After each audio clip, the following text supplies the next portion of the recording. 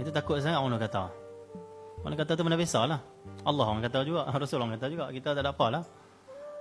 Imam Syafi'i, anak murid dia main kata, wahai Imam, orang fitnah engkau, orang kata engkau macam-macam.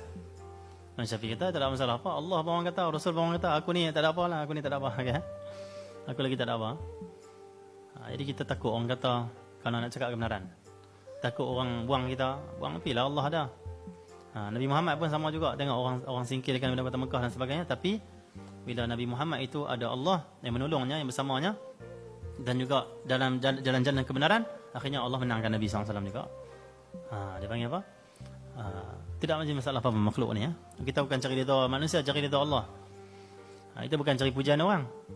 Setengah orang bila ditegur, dia tak boleh terima. Kenapa? Dia cari pujian. Tak mau cari pujian. Kita nak cari Allah, nak cari redha Allah. Nak cari redha Allah ni, ada waktu orang puji kita, ada waktu orang kata kita. Ada waktu orang kritik kita, ada waktu orang komen kita.